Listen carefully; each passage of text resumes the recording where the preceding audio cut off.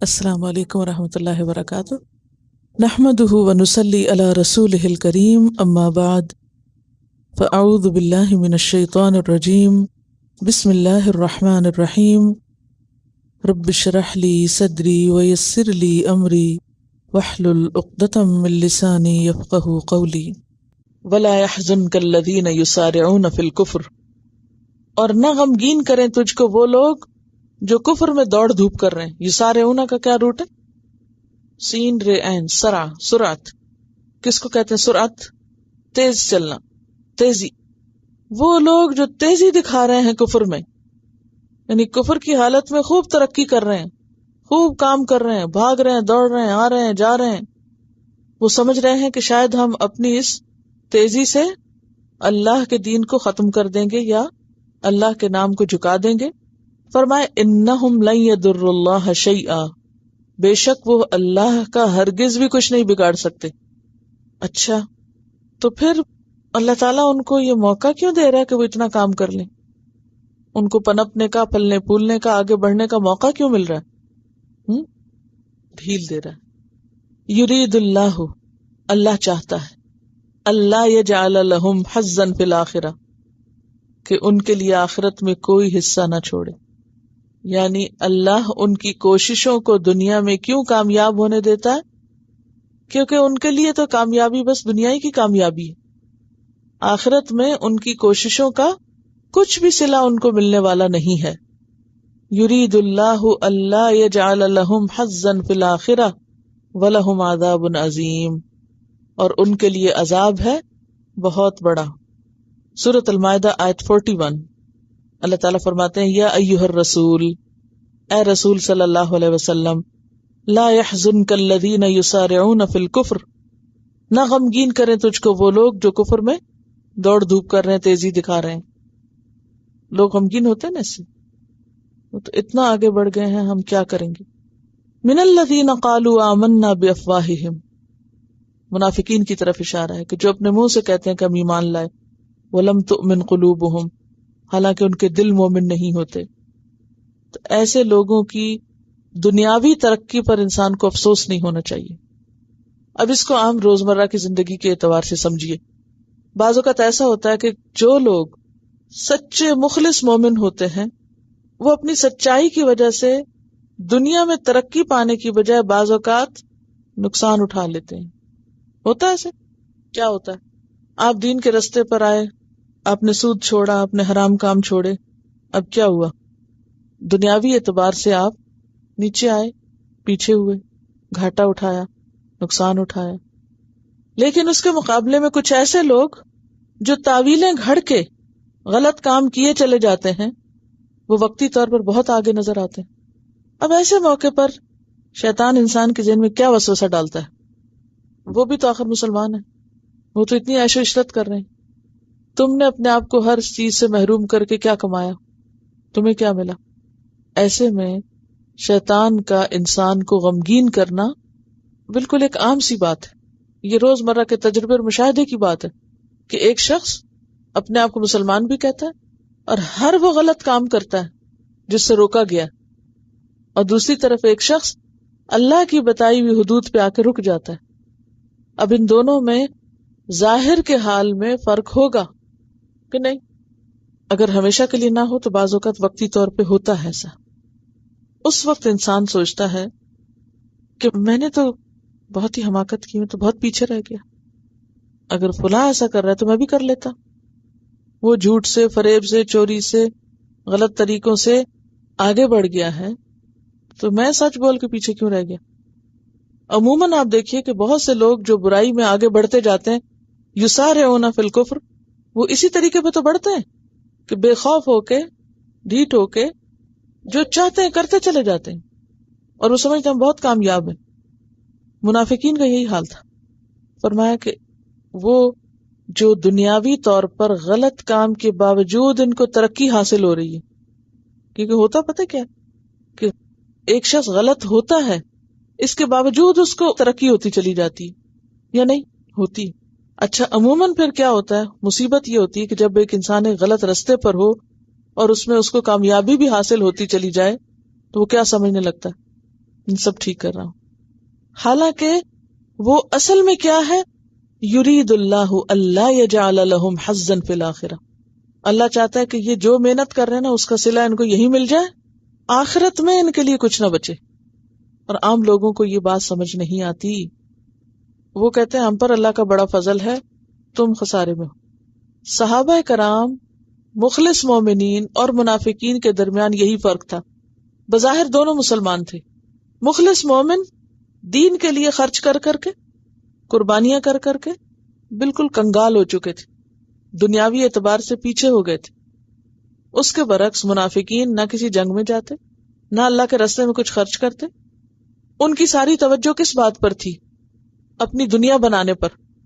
لہذا دنیاوی اعتبار سے ان میں سے ایک آگے بڑھ کے تھا مالدار. وہ سمجھتے تھے کہ ہم درست ہیں کیونکہ ہمارے پاس مال زیادہ ہے، اور مخلص مومن وہ ٹھیک نہیں ہے کیونکہ ان کا دیکھو نا حال کیا ہو گیا. تو وہ دنیا کا جو ظاہری فرق تھا، عام ظاہری دنیاوی فرق، اس کو سامنے رکھ کے وہ کہتے تھے ہم حق پہ ہیں کیونکہ ہم دنیاوی اعتبار سے مضبوط ہیں. اس کا جواب ہے یہاں پر. دیکھیں نا، دین کے راستے میں جب کوئی ناکامی ہوتی ہے نا انسان اندر باہر سے ٹوٹتا ہے نا، تو شیطان بھی آ کے وسوسے ڈالتا ہے، اور اس قسم کے لوگ بھی. تمہیں کیا ملا دین پہ چل کے؟ اگر تم سچے ہوتے، تمہاری قربانیاں قبول ہوتی تو تمہیں تو بہت ترقی ہوتی دنیا میں. یہ ایک ایسی تدبیر ہوتی ہے کہ جس سے انسان ایک دم اس کا morale ڈاؤن ہو جاتا ہے، وہ ہل جاتا ہے، وہ سوچتا ہے شاید میں ہی غلط کر رہا ہوں.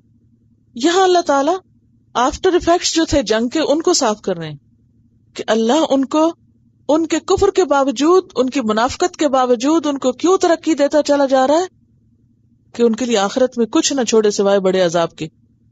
ان الذین اشتروا الکفر بالایمان لن یضروا اللہ شیئا وَلَهُمْ عَذَابٌ علیم. بے شک وہ لوگ جنہوں نے ایمان کے بدلے کفر خرید لیا. یہ کس کی طرف اشارہ ہے؟ یہ کون لوگ ہیں جنہوں نے ایمان دے کے کفر لیا تھا؟ منافقین.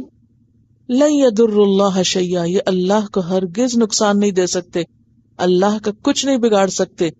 وَلَهُمْ عَذَابٌ علیم، اور ان کے لیے دردناک عذاب ہے. کیوں؟ ایمان دے کے کفر لے رہے تھے. ایمان دینے کا مطلب کیا؟ یہ کوئی بازار تھا جہاں وہ جا کے ایمان دیتے تھے اور کفر لے کے آتے تھے؟ اس کو خرید و فروخت سے کیوں تشبیہ دی گئی؟ یہ اصل میں اشارہ ہے ان لوگوں کی طرف جو جنگ سے وہ عبداللہ بن ابی کے ساتھ علیحدہ ہو گئے تھے. آ کے انہوں نے اپنے گھر بار دیکھے اور اپنے امن امان سے رہے. وہ کیا سمجھ رہے تھے اس وقت؟ کہ ہم نے بڑا عقل مندی کا کام کیا ہے، اگر ہم جاتے تو ہم بھی مر جاتے، وہاں ہمارا بھی سب کچھ لٹ جاتا، شکر ہے ہم نہیں گئے. ان کے اس عمل کو اللہ تعالیٰ کس سے تعبیر کر رہے ہیں؟ کفر سے، کہ انہوں نے ایمان دے کے اپنا کفر خریدا ہے. ان کا یہ رویہ کافرانہ رویہ ہے. وہ کس منہ سے خود کو مسلمان کہتے ہیں جب انہوں نے اسلام کے لیے کوئی قربانی بھی نہیں دی؟ سمجھ گئے؟ یعنی اسلام کے لیے قربانی نہ دینا ہی دراصل یہ ایمان دے کے کفر خریدنے کا سودا ہے. یعنی جو کچھ انہوں نے چھوڑا وہ کیا تھا اور جو انہوں نے لیا وہ کیا تھا. وَلَا يَحْسَبَنَّ الَّذِينَ كَفَرُوا أَنَّمَا نُمْلِي لَهُمْ خَيْرٌ لِأَنفُسِهِمْ، اور بالکل نہ سمجھے وہ لوگ جنہوں نے کفر کیا. اب یہ کون سے کافر ہیں؟ وہی منافق. انما نملی لہم، کہ بے شک ہم ان کو مہلت دے رہے ہیں جو خیر لانفسہم، یہ ان کے لیے بہت اچھا ہے. نملی کا لفظ جو ہے اس کا روٹ ہے میم لام یہ. میم لام یہ ملیون کہتے ہیں زمانہ دراز کو. وہجرنی ملیہ قرآن پاک میں آتا ہے لمبا وقت. اور اس میں جب باب افعال آتا ہے املا سے تو اس کا معنی ہوتا ہے مہلت دینا، فائدہ دینا، رسی ڈھیلی چھوڑ دینا، مضمون بول کر دوسرے سے لکھوانا. ملا جو ہے نا وہ میم لام حمزہ سے ہے، مل ان سے زمین بھر سونا. یہ کس سے؟ میم لام یہ سے. فرق ہے دونوں میں. لمبی عمر کو عیش و عشرت کے ساتھ بسر کرنے کی مہلت ملنا جو ہے وہ بھی املا کہلاتا ہے. ٹھیک ہے، لمبی عمر ہو اور عیش و عشرت ہو، تو یہ جو طویل عمر کے ساتھ عیش و عشرت کرنے کی مہلت ہے اس کو املا کہتے ہیں. تو ہم جو ان کو مہلت دے رہے ہیں وہ ان کے لیے اچھا ہے.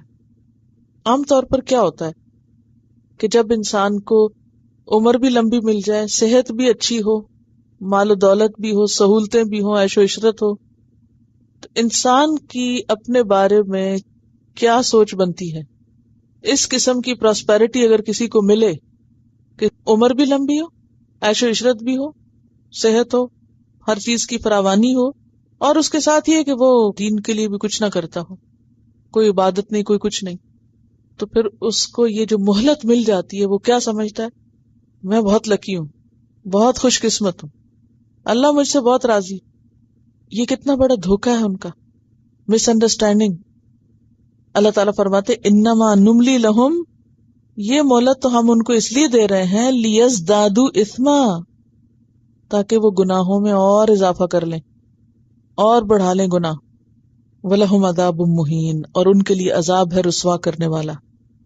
یہ کتنی بڑی غلط فہمی جس کا عام لوگ شکار رہتے ہیں نا. قرآن پاک کی ایک اور آیت ہے سورۃ المومنون آیت 55.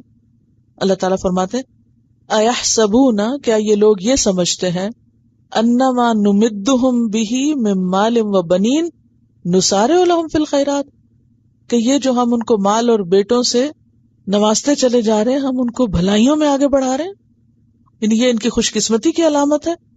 بل لا یشعرون، بلکہ یہ شعور نہیں رکھتے، ان کو سمجھ نہیں کہ یہ مال اور اولاد ان کے گناہوں میں اضافے کا سبب ہے. سورۃ التوبہ میں اللہ تعالیٰ فرماتے ہیں آیت 85 وَلَا تُعْجِبْكَ أَمْوَالُهُمْ وَأَوْلَادُهُمْ، ان کے مال اور اولاد تمہیں تعجب میں نہ ڈالیں. انما یرید اللہ ان یعذبہم بہا فی الدنیا، اللہ چاہتا ہے کہ وہ ان کو دنیا میں بھی ان دونوں چیزوں سے سزا دے. وتزہق انفسہم وہم کافرون، اور ان کی جانیں جائیں اس حال میں کہ وہ کافر ہیں. سورۃ القلم آیت 44-45 میں آتا ہے سنستدرجہم من حیث لا یعلمون، ہم آہستہ آہستہ گریجولی درجہ بدرجہ ان کو ایسی چیز کی طرف لے جا رہے ہیں، ایسے حال کی طرف پہنچا رہے ہیں کہ ان کو پتہ بھی نہیں. وَأُمْلِي لَهُمْ إِنَّ كَيْدِي مَتِينٌ، میں انہیں مہلت دے رہا ہوں، میری چال کا کوئی توڑ نہیں، میری تدبیر بہت زبردست ہے. انہیں پتہ بھی نہیں چلے گا، اور یہ کہاں جا پسیں گے؟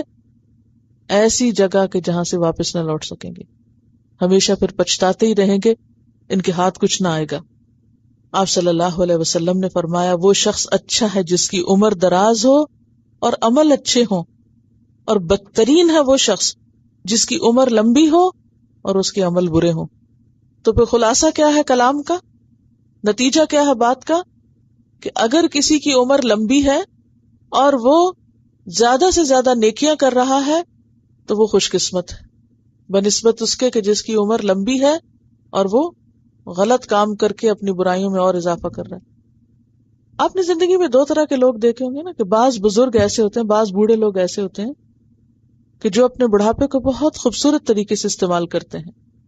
مثلا کیا کرتے ہیں، کسی کو دکھ تکلیف نہیں دیتے، اپنا کام خود کیا، اپنی عبادت کی، اپنا ذکر اذکار کیا، کچھ پڑھا، کوئی کسی کی مدد کی، اور اللہ اللہ خیر صلی اللہ، نہ اپنی زبان سے کسی کو دکھ دیا، نہ کسی اور طرح، نہ کسی کے لیے فتنے کا باعث بنتے ہیں، نہ ہی اور بہت زیادہ وہ معاملات میں انٹرفیئرنس کرتے ہیں، اپنی آخرت کی فکر کرتے ہیں.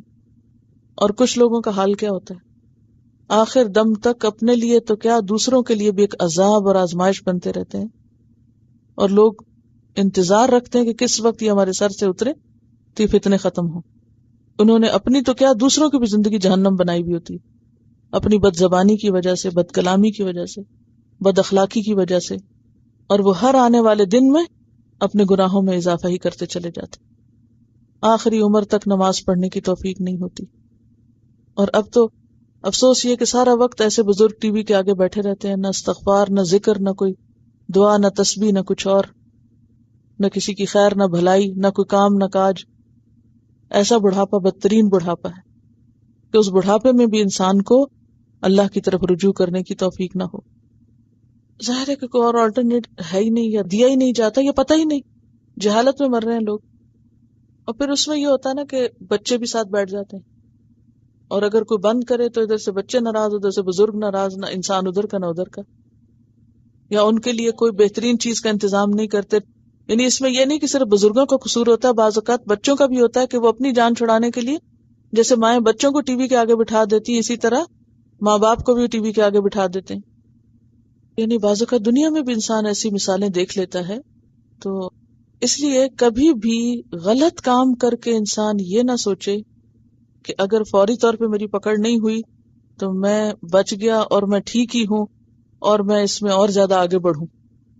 کیونکہ ہوتا ہے نا کہ جب انسان غلطی کرتا ہے نا اور کوئی اس کو دنیا میں پکڑ پوچھ نہیں آتی تو وہ اور شیر ہو جاتا ہے اور دلیر ہو جاتا ہے. یہی یہاں پر فرمایا انما نملی لہم لیزدادوا اسما، کہ ہم ان کو پکڑتے نہیں، ڈھیل دے دیتے ہیں، اس سے وہ اور زیادہ آگے بڑھ جاتے ہیں اور غلطی میں آگے چلے جاتے ہیں.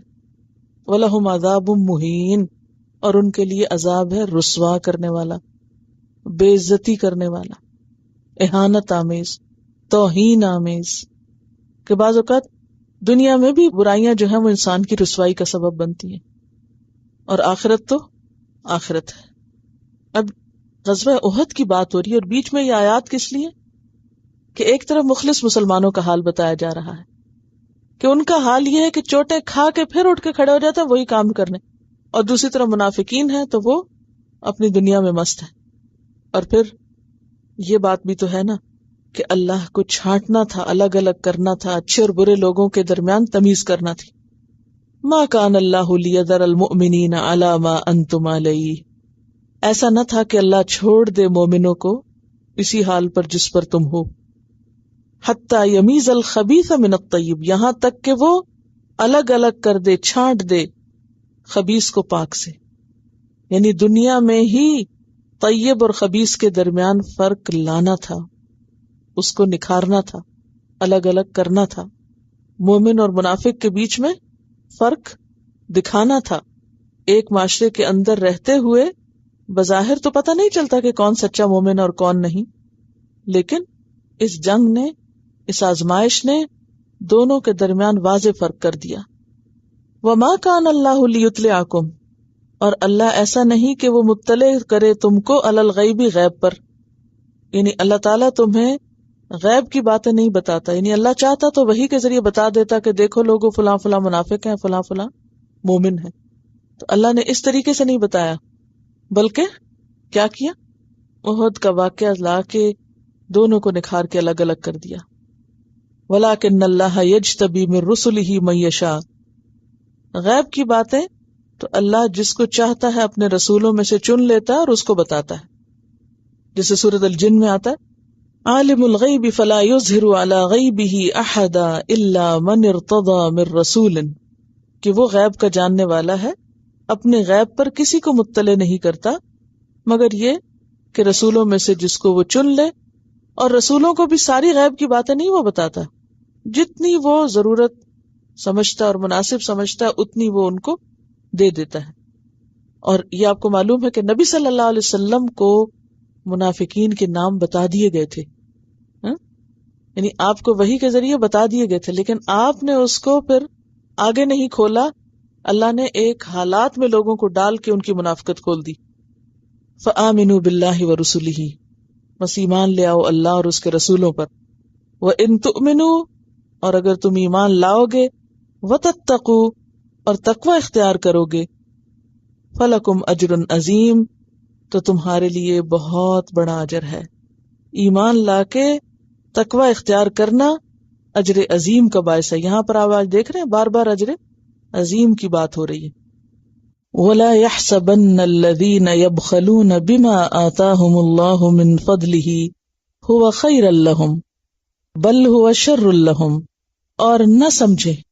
اب یہ لفظ جو ہے نا لا يحسبن، نون شد والے کے ساتھ تیسری دفعہ آ رہا ہے.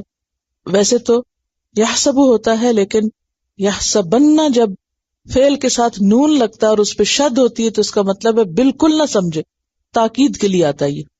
نہ سمجھے، بالکل نہ سمجھے، قطعاً نہ سمجھے. الذین، وہ لوگ، یبخلون، جو بخل کرتے ہیں. کیا نہ سمجھے؟ بما آتاہم اللہ، ساتھ اس کے جو دیا ان کو اللہ نے، من فضلہ، اپنے فضل سے، ہوا خیر لہم، کہ وہ ان کے لیے بہتر ہے. اللہ نے ان کو اپنے فضل سے کیا دے رکھا ہے؟ مال، یعنی وہ مال جو ان کا حق نہیں تھا، وہ ڈیزرو نہیں کرتے تھے، اللہ کا فضل ہے ان پر، اس کو جب وہ کسی اور پہ خرچ نہیں کرتے تو وہ اس بات کو اپنے حق میں اچھا نہ سمجھیں، بل ہوا شر لہم، بلکہ وہ ان کے لیے برا ہے۔ ہوا کس کی طرف جا رہا ہے؟ بخل کی طرف۔ بخل کیا ہوتا ہے؟ بخل ہوتا ہے اس چیز کو روک لینا جس کا ادا کرنا اس پہ واجب ہو، یعنی بخل کا اصل معنی کیا ہے؟ ایسی چیز روک لینا جس کا دینا لازم ہے، مثلا زکوٰۃ روک لینا۔ اب زکوٰۃ آپ کا مال ہی نہیں، آپ کا حق ہی نہیں، وہ تو غریبوں کا حق ہے، مستحقین کا حق ہے۔ اب آپ نے اس کو روک لیا، اور ویسے آپ شادی بیاہ پہ اور دنیا کے اور نمود و نمائش پہ خوب خرچ کر رہے ہیں، تو بظاہر آپ بہت سخی نظر آتے ہیں، بڑے کھلے دل کے نظر آتے ہیں، لیکن آپ زکوٰۃ نہیں دیتے، تو آپ کی یہ سخاوت کسی کام کی نہیں جو آپ اپنی ذات پہ کر رہے ہیں، یا آپ دکھاوے کے لیے کر رہے ہیں، شادیوں پہ بڑا بڑا خرچ کر رہے ہیں، اور لوگوں کی نظر میں آپ حاتم تائی بنے ہوئے ہیں، جب تک آپ وہ نہ دیں جو آپ کے اوپر دینا فرض ہے۔ تو اس فرض کو ادا نہ کرنا، حقدار کو حق سے محروم کرنا، حق نہ دینا، اس کو بخل کہتے ہیں، ٹھیک ہے؟ اس چیز کو روک لینا جس کا ادا کرنا انسان پہ واجب ہو، وہ بخل ہوتا ہے، یعنی وہاں خرچ نہ کرنا جہاں خرچ کرنا چاہیے، لازم تھا خرچ کرنا۔ تو جو لوگ اللہ کے دیے ہوئے میں سے اللہ کے مال کا حق نہیں نکالتے، بخل کرتے ہیں، وہ یہ نہ سمجھیں کہ یہ بخل ان کے حق میں اچھا، بلکہ وہ ان کے لیے برا ہے۔ سَيُطَوَّقُونَ مَا بَخِلُوا بِهِ يَوْمَ الْقِيَامَةِ، ان قریب وہ طوق پہنائے جائیں گے اس چیز کا جو انہوں نے بخل کیا قیامت کے دن۔ ما بخلوا به، جس چیز کا انہوں نے بخل کیا، یعنی جو مال نہیں نکالا جو انہیں نکالنا چاہیے تھا، اسی مال کا طوق بنے گا قیامت کے دن۔ جو طوق ان کو پہنایا جائے گا وہ کس چیز کا ہوگا؟ اس روکے ہوئے مال کا۔ سَيُطَوَّقُونَ، طوع واوقاف، طوق، طوق کیا ہوتا ہے؟ گلو بند۔ وَلِلَّهِ مِيرَاثُ السَّمَاوَاتِ وَالْأَرْضِ، اور اللہ کے لیے ہے میراث آسمانوں اور زمین کی۔ میراث جو چیز بعد میں چھوڑ دی جائے، وراثت میں ملنے والا مال۔ اب آپ دیکھیے کہ وراثت والا مال کیا ہوتا ہے؟ ہر مال مال وراثت ہی ہے۔ کیسے؟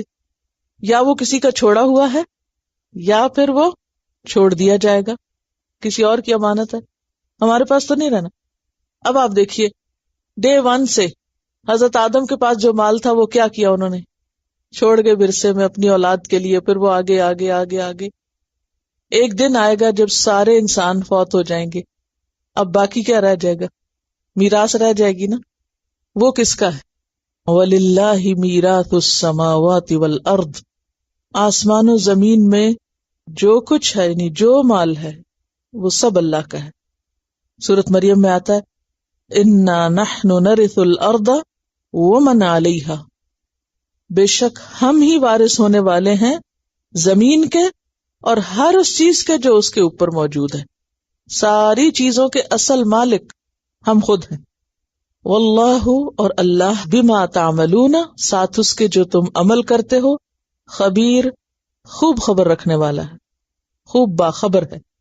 یہاں پر منافقین کا حال بتایا جا رہا ہے کہ وہ مال کی اس قدر محبت میں مبتلا تھے کہ اللہ کے راستے میں جب خرچ کرنے کا وقت آتا اور جو انہیں خرچ کرنا چاہیے تھا وہ خرچ کر کے نہیں دیتے تھے۔ جہاں وہ جان کی قربانی کے لیے تیار نہیں تھے، وہاں وہ مال کی قربانی کے لیے بھی تیار نہ تھے۔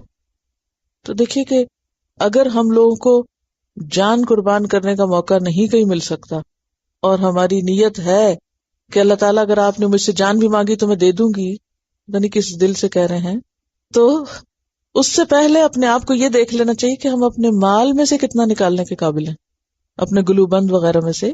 یعنی اگر وہ نہیں دے سکتے اللہ کی خاطر تو جان کہاں دیں گے؟ جان کی باتیں تو پھر جھوٹی ہیں۔ تو مال کی قربانی جان سے کم تر درجے کی قربانی ہے۔ تو منافقین جو ہیں وہ مال بھی نہیں اللہ کے راستے میں دیتے اور وہ بخل کرتے ہیں اور اس پہ خوش ہوتے ہیں. قرآن پاک میں اللہ تعالیٰ فرماتے ہیں وَأَمَّا مَن بَخِلَ وَاسْتَغْنَى وَكَذَّبَ بِالْحُسْنَى فَسَنُيَسِّرُهُ لِلْعُسْرَى وَمَا يُغْنِي عَنْهُ مَالُهُ إِذَا تَرَدَّى. سورۃ اللیل کی آیات ہیں 8 سے 11 تک کہ جس نے بخل کیا اور بے نیازی برتی اور بھلائی کو جھٹلایا تو ہم اس کے لیے مشکل راہ آسان کریں گے، یعنی اس کو آہستہ آہستہ مشکلات کی طرف لے جائیں گے، اور اس کا مال اس کے کچھ کام نہ آئے گا جبکہ وہ خود ہلاک ہوا. اچھا، ایک بات یہ بھی یاد رکھیے کہ بخل میں صرف مال کا بخل نہیں ہوتا، علم کا بخل بھی ہوتا ہے، خیر اور بھلائی کا بخل بھی ہوتا ہے. وہ مما رزقناہم ينفقون کے اپوزٹ جو کچھ ہوگی، یعنی جو ہم نے ان کو دیا اس میں سے ان کو خرچ کرنا ہے. اور جو شخص نعمت پا کے صرف اپنی ذات تک محدود کر لے، کسی دوسرے تک نہ پہنچنے دے، تو وہ سب پھر بخل ہی کی قسم میں آ جاتا ہے. تو بخل کا لفظ کہ اصل معنی تو وہی ہے کہ جہاں دینا چاہیے اور جو دینا چاہیے وہ نہ دے، اور پھر بخل عام معنوں میں بھی استعمال ہونے لگا، یعنی ضروری نہیں کہ صرف زکوٰۃ کو روکنا بلکہ کسی بھی خیر کو روکنا بخل ہے. حضرت ابو ہریرہ سے روایت ہے، رسول اللہ صلی اللہ علیہ وسلم نے فرمایا، جس کو اللہ نے مال دیا اور اس نے اس کی زکوٰۃ نہ دی تو قیامت کے دن اس کے مال کو ایسے سانپ کی شکل پہ کر دیا جائے گا جو گنجا ہوگا، اس کی آنکھوں پہ 2 سیاہ دھبے ہوں گے. قیامت کے دن وہ سانپ زکوٰۃ نہ دینے والے کی گردن کا طوق بن جائے گا، یعنی اس کے گرد لپٹ جائے گا جیسے گلو بند ہو، اور اس کی دونوں باچھیں پکڑ کر کہے گا، میں تیرا مال ہوں، میں تیرا خزانہ ہوں. اس کے بعد آپ نے یہی آیت تلاوت کی، لا يحسبن الذين يبخلون بما آتاهم الله من فضله هو خير لهم بل هو شر لهم، آخر تک. یہ بخاری کی روایت ہے. بخاری اور مسلم کی ایک اور روایت بھی ہے حضرت ابو ذر سے کہ آپ صلی اللہ علیہ وسلم نے فرمایا، جو آدمی بھی ایسا ہو کہ اس کے پاس اونٹ، گائے، بھینس، بکریاں ہوں اور وہ ان کا فرض ادا نہ کرے، کیا زکوٰۃ نہ دے، تو قیامت کے دن یہ جانور بہت ہی بڑی جسامت اور فربہی کے ساتھ سامنے آئیں گے، موٹے موٹے بن کے آئیں گے. اونٹ اپنے موزوں سے اس کو روندیں گے، اونٹ اپنے موزوں سے یعنی پاؤں سے، کھر سے اس کو روندیں گے. گائے بکریاں اس کو سینگوں سے ماریں گی. جب پچھلی قطار روندتی ہوئی اور مارتی ہوئی اس پر سے گزر جائے گی تو پہلی قطار پھر آ پہنچے گی. یہ روندنے اور مارنے کا سلسلہ اس وقت تک جاری رہے گا جب تک لوگوں کے درمیان فیصلہ نہ کر دیا جائے. یہ بخاری اور مسلم 2 کتابوں کی حدیث ہے، متفق علیہ روایت ہے کہ اونٹ، گائے، بکری، بھینس وہ سب کیا کریں گے؟ قیامت کے دن بہت موٹے ہو کر آئیں گے اور اس شخص کے اوپر سے گزریں گے. کبھی زندگی میں اتفاق ہوا ہو کسی گلی سے گزرتے ہوئے بھینس یا بکری کو دیکھنے کا، یا کبھی وہ آپ کے پیچھے دوڑی ہو، تصور سے بھی آپ گر پڑے کہ اگر کوئی بھینس، گائے آپ کی طرف دوڑ کے آ رہی ہو مارنے کے لیے، کبھی خواب میں بھی آپ دیکھیں تو کیا حال ہوتا ہے، کس قدر خوف زدہ کرنے والی چیز ہے. تو وہ لوگ جو زکوٰۃ نہیں دیتے ان جانوروں کی، قیامت کے دن یہ جانور موٹے تازے ہو کر لائن بنا کے آئیں گے، گزریں گے اس شخص کو روندتے ہوئے، وہ گزر کے واپس چلے جائیں گے اور دوسری لائن آ جائے گی، وہ فارغ ہوں گے تو پیچھے سے ایک اور لائن بنی ہوئی، یعنی لائن قطار آتے جائیں گے، روندتے جائیں گے. اور یہ سب ہوتا رہے گا اس دن جو حشر کا دن ہے، جس کی مدت 50,000 سال ہے. اور حدیث میں واضح طور پر آتا ہے یا پھر اس کو جنت میں بھیج دیا جائے گا بعد میں، یا دوزخ میں بھیج دیا جائے گا. اب آپ سوچ رہے ہو کہ جنت میں کیسے چلا جائے گا وہ جس نے اتنا بڑا جرم کیا؟ ہو سکتا ہے کہ اس کے پاس باقی اعمال اتنے ہوں، نامہ اعمال بھاری ہو اور وہ ان کی وجہ سے جنت میں پہنچ جائے، لیکن حشر کا سارا عرصہ یہی سزا بھگتتا رہے گا. اسی طرح قرآن پاک کی ایک اور آیت سے پتہ چلتا ہے کہ یہ سونا چاندی گولڈ پلیٹس بن جائیں گی، میٹلک پلیٹس بن جائیں گی، اور پھر وہ جہنم کی آگ میں تپا تپا کے اس کے چہرے اور اس کے پہلوؤں اور اس کی پیٹھ کے اوپر اس سے داغا جائے گا، جیسے گرم استری ہوتی ہے. کبھی گرم استری لگی ہوگی یا کوئی گرم برتن ہاتھ پہ تھوڑی دیر کے لیے ٹچ کر جائے تو کئی دن تک سکن جو ہے وہ جلتی رہتی ہے. تو یہ مال جس کو لوگ بچا بچا کے رکھتے ہیں اور اس میں سے اللہ کا حق نہیں نکالتے، بندوں تک نہیں اس کو لے کے جاتے، ان کا مال ان کے ساتھ یہ سب کچھ کرنے والا ہے۔ نبی صلی اللہ علیہ وسلم نے فرمایا، جو شخص محتاج رشتہ دار کے سوال کرنے پر اسے نہ دے، یعنی ضرورت مند ہے، رشتہ دار ہے اور اسے نہ دے، اس کی بھی یہ سزا ہوگی کہ سانپ اس کے گلے کا ہار بن جائے گا۔ اور پھر اللہ تعالیٰ فرماتے ہیں، اللہ کو تمہارے مال کی کوئی ضرورت نہیں۔ کیوں؟ وَلِلَّهِ مِيرَاثُ السَّمَاوَاتِ وَالْأَرْضِ، یہ تم سب جو اپنے لیے اکٹھا کر رہے ہو نا، یہ چھوڑ کے مرو گے، اور کل جب تم سب مر جاؤ گے تو کیا ہوگا؟ تمہارا یہ مال کس کام کا؟ وَمَا يُغْنِي عَنْهُ مَالُهُ إِذَا تَرَدَّى، اس کا مال اس کے کسی کام نہ آئے گا جبکہ وہ خود ہلاک ہو جائے گا، پیچھے ہی چھوڑ جائے گا۔ کبھی انسان کو اتنی سی بات سمجھ آ جائے نا کہ جو اس کے پاس ہے وہ سب اس سے چھین جائے گا، دوسروں کے پاس چلا جائے گا۔ زندگی میں انسان کو کبھی اچھا نہ لگے کہ اس کا مال دوسروں کے پاس چلا جائے گا، حتیٰ کہ آپ اگر کسی کو تحفہ دینا اور وہ تحفہ کسی اور نے پہنا ہو تو وہ بھی اچھا نہیں لگتا، یا نہیں؟ مثلا آپ نے کسی کو تحفہ دیا، آپ کا کیا دل تھا کہ وہ پہنے، اس نے کسی اور کو دے دیا، تو اب آپ نے کسی اور کو پہنے ہوئے دیکھا تو آپ کو کیا فیل ہوتا ہے؟ ایک دفعہ میرے ساتھ ایسے ہوا تھا، میں نے کسی کو بہت ہی اپنی دل کی کوئی چیز دی تھی، اور ابھی اس نے میرے خیال اس کو ہاتھ نہیں لگایا، تو کسی نے اس سے شاید مانگ لیا ہوگا یا کیا ہوا بہرحال، تو دوسرے کے پاس میں نے دیکھا، تو جب میں نے دیکھا تو تھوڑی دیر کے لیے میرے دل کو تکلیف ہوئی۔ پھر میں نے سوچا کہ میں نے تو جب دے دیا تو بس دے دیا، مجھے اس سے کیا، مجھے تو اللہ سے اجر چاہیے، مجھے اس بندے سے تھوڑی چاہیے کہ وہی ضرور اس کو استعمال کرے۔ لیکن ایک انسانی نفسیات ہے نا کہ انسان کیا چاہتا ہے کہ جو چیز اس کی پیاری ہے وہ یا تو اس کے اپنے پاس رہے یا اس کے پیاروں کے پاس رہے، ان پیاروں سے بھی آگے کہیں اور نہ جائے، یعنی اتنا حریص ہوتا ہے انسان اپنے مال کے بارے میں۔ تو کبھی انسان سوچے کہ جس کو ہم اتنا سنبھال رہے ہیں وہ تو ہمارے ہاتھوں سے چلا جائے گا، تو اللہ کے پاس جانا ہے، کیوں نہ اللہ کے خزانوں میں اپنے ہاتھ سے دے کے جائیں۔ پھر فرمایا، لقد سمع اللہ قول الذین قالوا ان اللہ فقیر ونحن اغنیاء، اللہ نے سن لی بات ان لوگوں کی جنہوں نے کہا کہ بے شک اللہ فقیر ہے اور ہم امیر ہیں۔ اللہ تعالیٰ فرماتے ہیں، سنکتب ما قالوا، ہم ضرور لکھ لیں گے جو یہ کہہ رہے ہیں، ان کی باتیں ہم لکھ رہے ہیں۔ وقتلہم الانبیاء، اور ان کا انبیاء کو قتل کرنا بھی لکھے ہوئے، ان کے کرتوت بھی ہم نے لکھے ہوئے، بغیر حق، جو انہوں نے ناحق قتل کیا تھا۔ وَنَقُولُ ذُوقُوا عَذَابَ الْحَرِيقِ، اور ہم کہیں گے چکھو عذاب جلنے کا عذاب چکھو۔ اصل میں آپ جانتے ہیں کہ مدینہ میں منافقین کے علاوہ یہود بھی تھے، اور وہ بعض اوقات بہت ناروا باتیں کر جاتے تھے۔ ان باتوں میں سے ایک بات یہ بھی تھی کہ جب یہ آیت نازل ہوئی، من ذا الذی یقرض اللہ قرضا حسنا فیضاعفہ لہ اضعافا کثیرہ، کون ہے جو اللہ کو قرض حسنہ دے تو اللہ اس کو کئی گنا بڑھا چڑھا کر دے، کئی گنا بڑھا دے اس کے لیے۔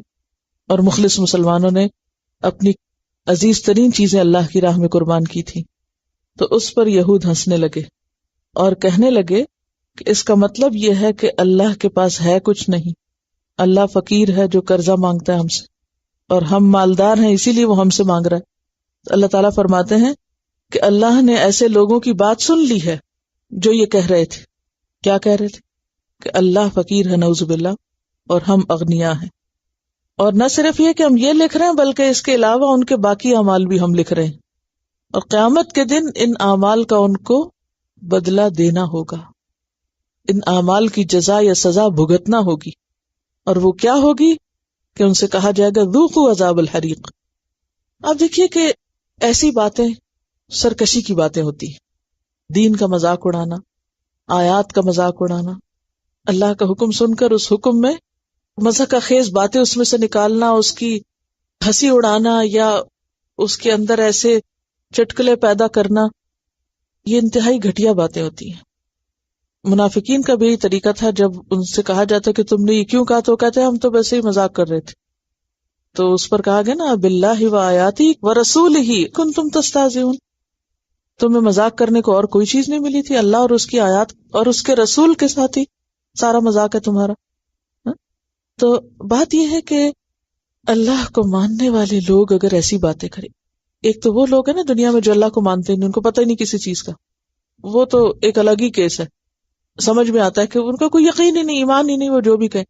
لیکن حیرت ہوتی ہے نا ان لوگوں پر جو ایک طرف اللہ کو مانتے ہیں اور دوسری طرف اللہ کے احکامات اور آیات کا مذاق بھی اڑاتے ہیں. ایسے میں زیادہ تکلیف ہوتی ہے نا. آپ نے کئی سو کالڈ مسلمانوں کو بھی دیکھا ہوگا کہ ایک طرف اپنے آپ کو مسلمان کہتے ہیں اور دوسری طرف قرآن ہی کی آیات کا مذاق اڑا رہے ہوتے ہیں، کبھی حوروں کے نام پہ، کبھی کسی کے کبھی کسی کے. تو بات یہ ہے کہ ایسی باتیں سرکشی کی باتیں ہوتی ہیں، اور یہ باتیں وہ لوگ کرتے ہیں جن کے دل میں خدا کا خوف نہیں ہوتا. اللہ تعالیٰ پیچھے فرماتے ہیں وَخَافُونِ إِن كُنتُم مُؤْمِنِينَ، ڈرو مجھ سے اگر تم مومن ہو. اور وہ بے خوف کیوں ہوتے ہیں؟ کیونکہ انہیں یہ بھول چکا ہوتا ہے کہ ان کے منہ سے نکلا ہوا ہر لفظ لکھا جا رہا ہے، ریکارڈ ہو رہا ہے، اور انہیں بھولا ہوا ہوتا ہے کہ یہ ریکارڈ قیامت کے دن سامنے لایا جائے گا، یہ سب کچھ کھل جائے گا. اس وقت ان کو حساب دینا ہوگا، جواب دینا ہوگا، اور جب جواب نہیں دے پائیں گے تو سزا بھگتنا ہوگی.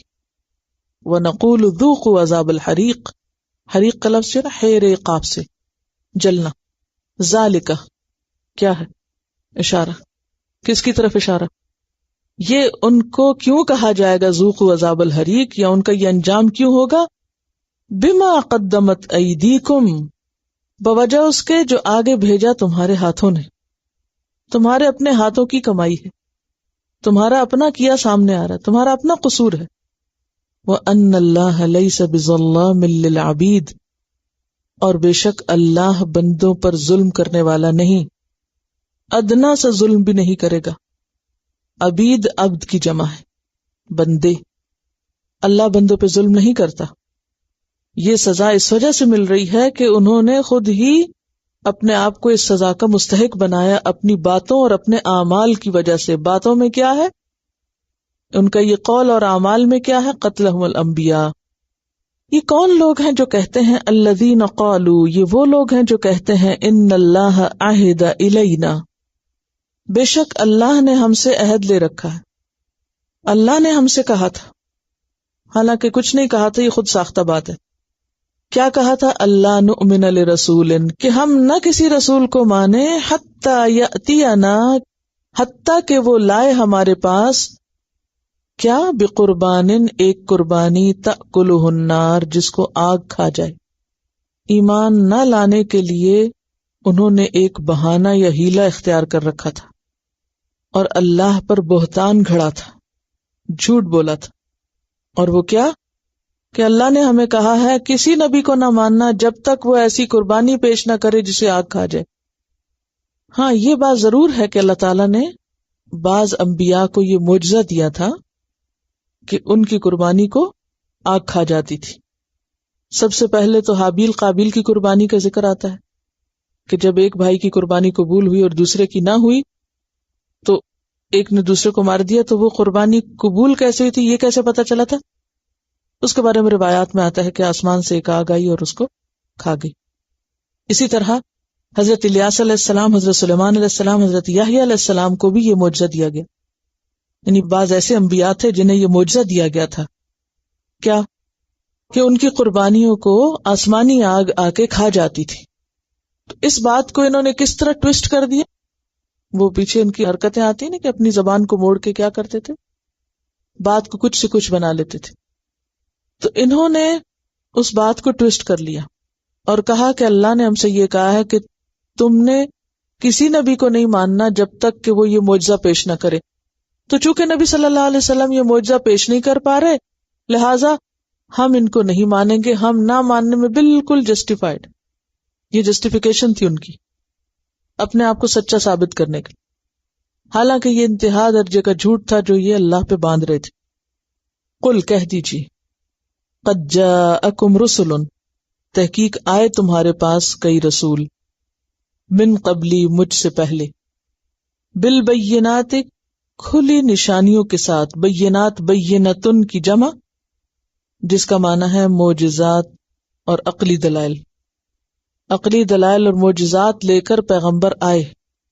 وبالذی قلتم، اور وہ چیز بھی لائے جو تم کہہ رہے ہو. کون سی چیز؟ ایسی قربانی جسے آگ کھا جائے. فَلِمَ قَتَلْتُمُوهُمْ، تو کیوں تم نے ان کو قتل کیا تھا؟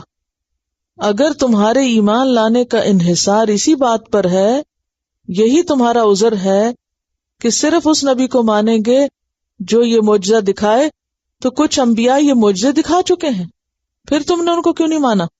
ان کنتم صادقین، اگر تم سچے ہو، اگر تم اپنی بات میں درست ہو. فَإِن كَذَّبُوكَ، پھر اگر وہ آپ کو جھٹلائیں. فَقَدْ كُذِّبَ رُسُلٌ مِّن قَبْلِكَ، تو کئی رسول آپ سے پہلے جھٹلائے جا چکے. جاؤوا بالبینات، وہ لائے تھے روشن دلائل، بینۃ ان کی جمع، والزبر، اور صحیفے. زبر زبور کی جمع ہے. زبور کا معنی ہوتا ہے واعظ اور نصیحت. زبور کا کیا معنی ہوتا ہے؟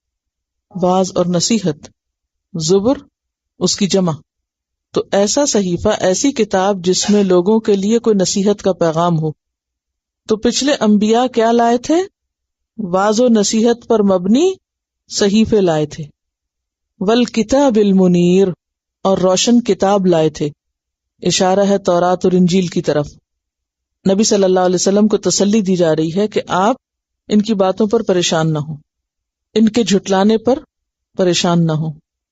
اگر یہ آپ کو جھٹلا رہے تو یہ کوئی نئی بات نہیں، یہ تو اس سے پہلے بھی بہت سے پیغمبروں کو جھٹلا چکے، اور ایسا نہیں تھا کہ وہ پیغمبر معجزات پیش نہیں کر سکے تھے. انہوں نے معجزے پیش کیے، صحیفے دکھائے، روشن کتاب پیش کی، لیکن انہوں نے ایک نہ مانی. نہ کوئی دلیل، نہ کوئی معجزہ، اور نہ ہی کوئی نشانی، اور نہ کوئی قربانی. جس ہٹ درمی پہ یہ قائم تھے اسی پہ قائم رہے. کل نفس ذائقۃ الموت، ہر نفس کو موت کا مزہ چکھنا ہے، ہر نفس کو موت کا مزہ چکھنا ہے. وَإِنَّمَا تُوَفَّوْنَ أُجُورَكُمْ يَوْمَ الْقِيَامَةِ، اور بے شک تم سب کو پورا پورا بدلہ دیا جانا ہے تمہارے کاموں کا قیامت کے دن.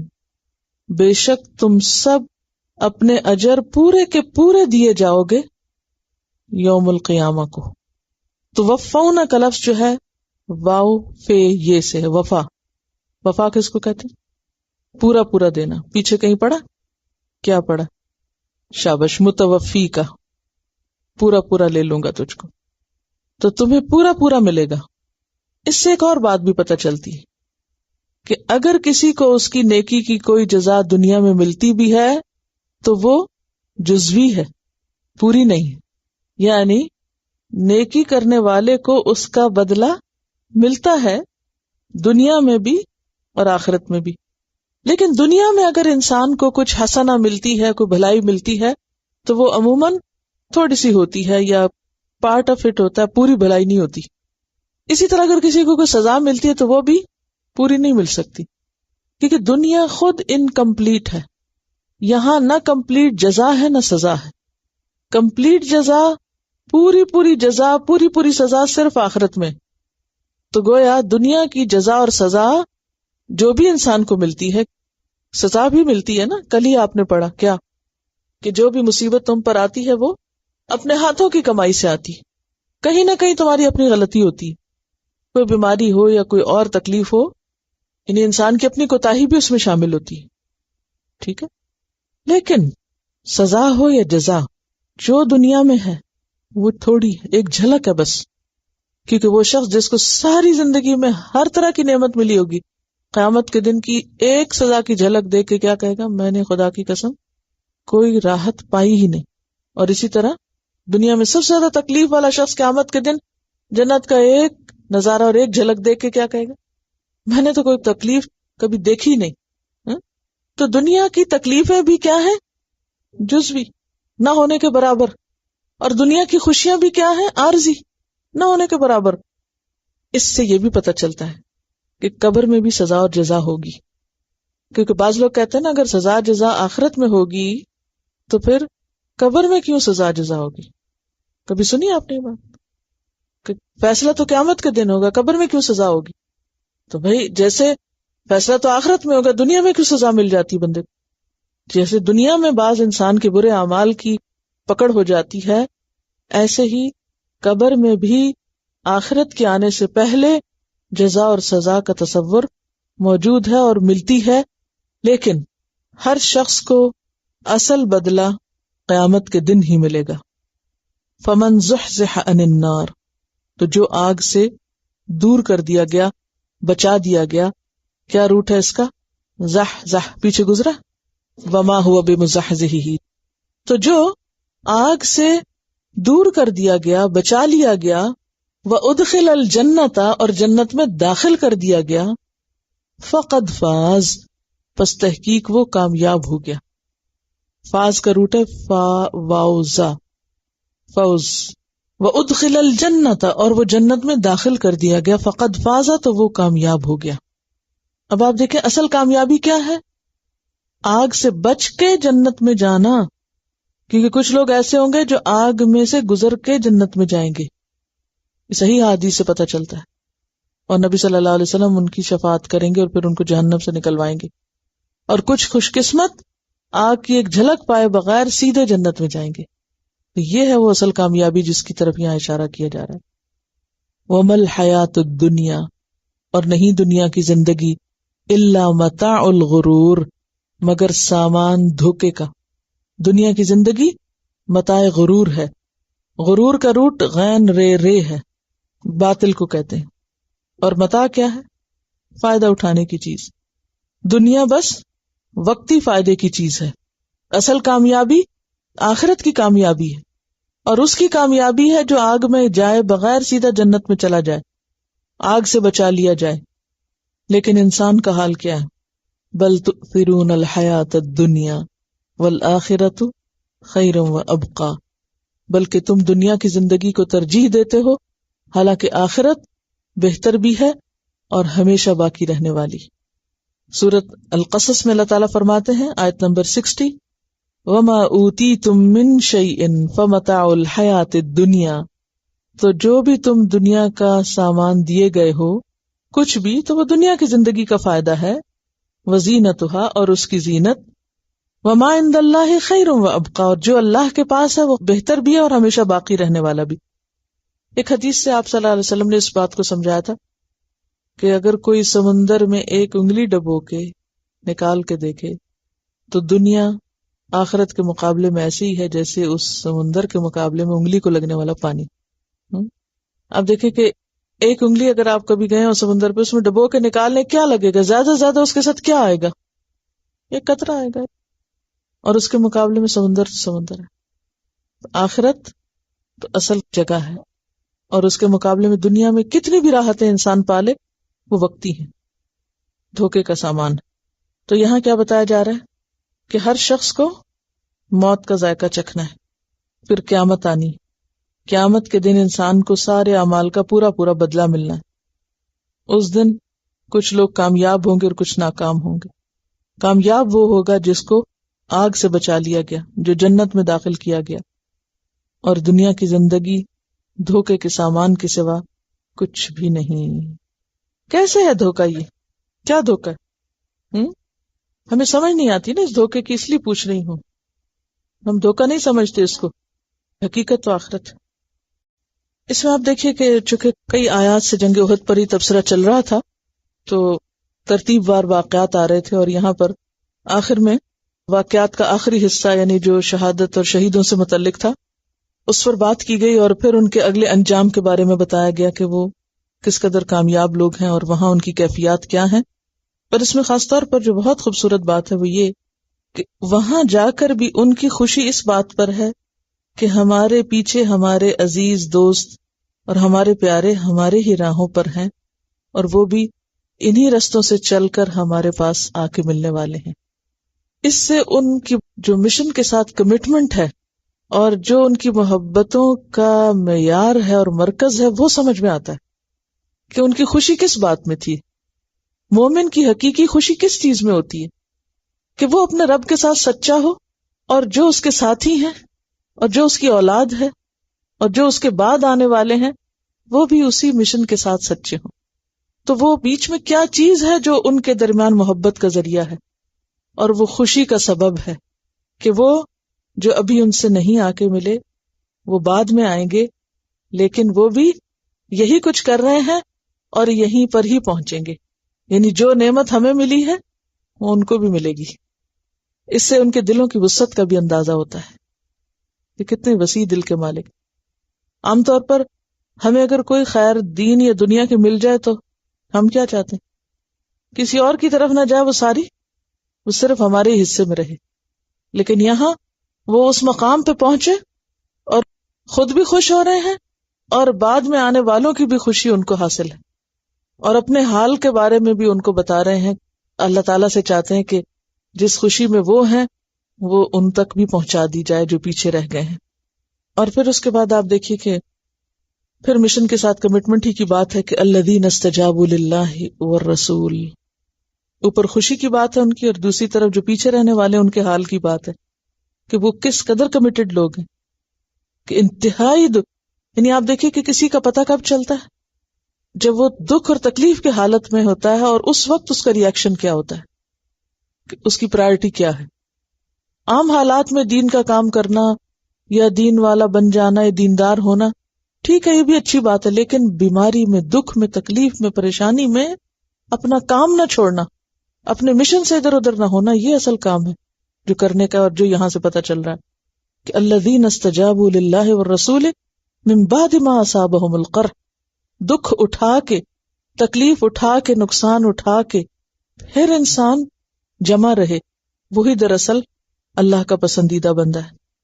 اور ایسے لوگوں کی پھر کمٹمنٹ آپ دیکھیے کہ اتنا مضبوط ایمان ہوتا ہے. یہ سب استقامت کی اور راسخ ہونے کی دین پر علامتیں کہ جب انہیں کوئی ڈراتا ہے تو وہ ڈر کے پینترا نہیں بدل جاتے، بلکہ ان کا ایمان اور بڑھ جاتا ہے. ہمارے ہاں آج کل کیا ہو رہا ہے؟ مسلمانوں نے کیا طریقہ اختیار کیا ہوا ہے؟ ایمان کی کمی کی وجہ سے جب کوئی ڈرنے کی خبر سنتے ہیں تو کیا کرتے ہیں؟ دین چھوڑنا شروع کر دیتے. جیسے 9/11 کا واقعہ تو لوگوں نے حجاب اتار دیے، یا آنکھیں جو کلرڈ لینزز لگا دیے، بالوں کو رنگ لیا، یعنی اسیمولیٹ ہونے کی کوشش، جی کو پتہ نہ چلے، اور ہم یعنی انسانوں کو خوش کر کے انسانوں کا فیور حاصل کرنے کی کوشش. ناموں میں سے محمد نکال دیا. پہلے تو وہ آخرت کا فائدہ اٹھانا تھا، برکت. بہرحال تو بات یہ ہے کہ سچا ایمان جو ہوتا ہے نا، اس کے اوپر جب کوئی آزمائش آتی ہے تو اس میں اور اضافہ ہو جاتا ہے، مشکل وقت میں وہ اور بڑھ جاتا ہے. اور جو کچا ایمان ہوتا ہے وہ اور کم ہو جاتا ہے.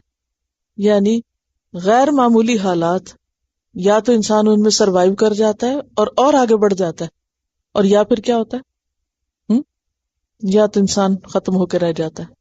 دیکھیں، احتیاط اپنی جگہ ہے، لیکن اس کا یہ مطلب نہیں ہے کہ انسان خوف زدہ ہو کے اپنے دین کو چھوڑ جائے، مشن سے کمٹمنٹ چھوڑ جائے. ٹھیک ہے نا؟ یعنی اس میں توکل کا معنی آپ کو پہلے بتایا تھا، خذو حذرکم، پھر تزودو، پھر وہ تمام تدبیریں اپنی جگہ ہیں، لیکن اس کا یہ مطلب نہیں کہ انسان اپنے فرائض سے اور اپنے دین کے جو بنیادی کام ہیں ان سے بھی جائے اور چھوڑ کے بیٹھ جائے. پھر اس کے بعد آپ دیکھیے کہ اللہ تعالیٰ نے ان کو کیا وعدہ کیا کہ تم نے جو کچھ کیا ہے اس کی وجہ سے اللہ کی رضامندی حاصل ہو گئی، کیونکہ بندہ مومن کی سب سے بڑی معراج کیا ہوتی ہے؟ وہ اللہ کی رضا حاصل کرے. پھر کیا بتایا کہ یہ خوف اور یہ ساری چیزیں کس وجہ سے ہوتی ہیں؟ شیطان کے ساتھیوں کی ڈالی بھی ہوتی ہیں.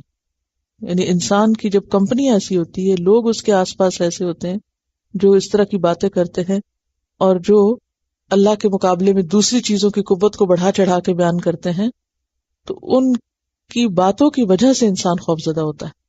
دیکھیں نا، انما ذالکم الشیطان یخوف اولیاءہ، کہ انسان جب شیطانوں سے دوستی کرتا ہے تو پھر ان کے اثرات قبول ہوتے ہیں. آپ دیکھیں کہ ایسا کیا نہیں ہوتا، بالکل فطری سی بات ہے. آپ جس طرح کے لوگوں میں بیٹھ جائیں نا، جس ماحول میں، آپ کی ویسی سوچ بننے لگتی. اگر آپ شیطانی ماحول میں بیٹھیں تو وہی رنگ چڑھے گا، اور اگر ایمانی ماحول میں بیٹھیں تو وہی رنگ چڑھے گا. تو اسی لیے اولیاء کا لفظ آیا نا. پھر اس کے بعد دین کے کام میں جب کوئی ناکامی ہوتی ہے تو اس وقت عموماً انسان کے دل میں کیا خیال آتا ہے کہ جو لوگ دین چھوڑ کے دنیا کی طرف بھاگ دوڑ رہے ہیں وہ تو بہت ترقی کر رہے ہیں. اس کے بارے میں بتا دیا گیا کہ نہیں، تو اپنے مشن سے غداری نہ کرنا. کیونکہ آج بھی بچوں کا سوال یہ ہوتا ہے نا کہ وہ لوگ تو اللہ کو نہیں مانتے، یا جو لوگ دین کی طرف نہیں ہیں وہ تو اتنا آگے جا رہے ہیں دنیا میں، اور دین والے ہی کیوں پیچھے ہیں، اللہ تعالیٰ دین والوں کی مدد کیوں نہیں کرتا. تو یہاں یہ بتایا جا رہا ہے کہ دو وجوہات ہوتی ہے، ایک تو یہ کہ دین والے خود خدا کا خوف کریں، اور دوسری طرف یہ ہے کہ وہ اس بات سے مروب نہ ہو۔ یہ سب وقتی باتیں ہیں۔ جو لوگ ایمان کے بدلے کفر لیتے ہیں وہ اللہ کو کچھ بھی نقصان نہیں دے سکتے، اللہ کو کچھ نہیں جاتا۔ اگر سارے لوگ بھی دین چھوڑ جائیں تو اللہ تعالیٰ کا کچھ نقصان نہیں۔ اور جو لوگ کفر کے ساتھ ترقی کر رہے ہیں بنیادی طور پر اللہ نے ان کو دنیا میں ڈھیل دی ہوئی۔ اور مصیبتوں کا فلسفہ بتایا گیا کہ مصیبتیں کیوں آتی ہیں، تاکہ اچھے برے میں تمیز کی جائے۔